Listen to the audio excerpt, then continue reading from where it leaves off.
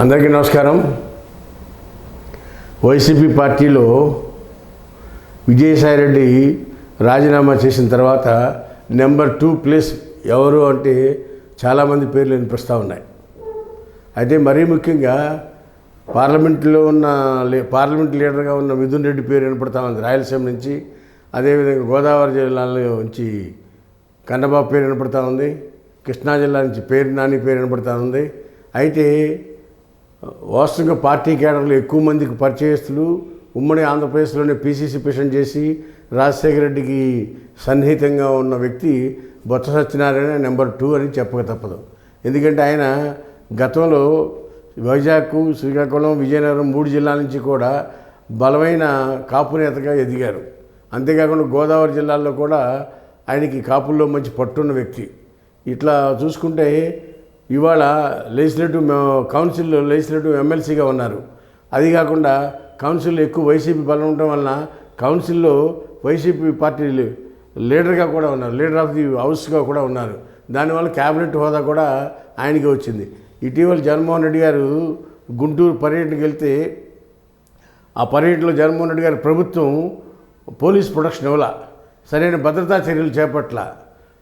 అలాంటి పరిస్థితి మీద నిన్న గవర్నర్ కలిసి మెమోరాండం ఇవ్వడంలో కూడా ఆయనే ముందుండి జగన్మోహన్ రెడ్డికి ప్రత్యేక సెక్యూరిటీ ఇవ్వాలి, జెడ్ కేటగిరీ సెక్యూరిటీ ఇవ్వాలి, ఆయన అపోజిషన్ పార్టీ లీడరు అని చెప్పి గవర్నర్ గారిని కలిసి రిప్రజెంట్ చేయడం జరిగింది.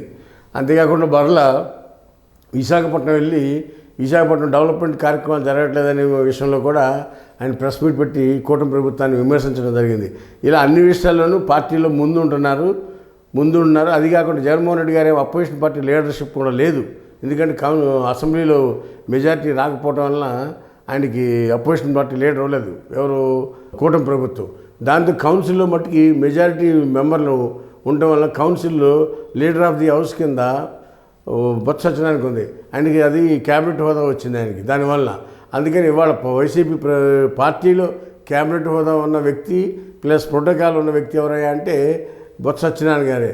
ఇటు చూసుకున్నా కానీ జగన్ తర్వాత ప్లేస్లో ఎక్కువ మంది పరిచయస్తుడు, రాజకీయ అనుభవం వ్యక్తి, సమస్య పరిష్కరించడంలో దిట్ట అయిన వ్యక్తి బొత్స సత్యనారాయణ గారు వైసీపీ పార్టీలో ప్లేస్ 2 విజయసాయిరెడ్డి తర్వాత ఆ స్థానాన్ని ఆక్రమించారనే విషయం చెప్పకుండానే మనందరికీ కూడా అర్థమవుతూ ఉంది.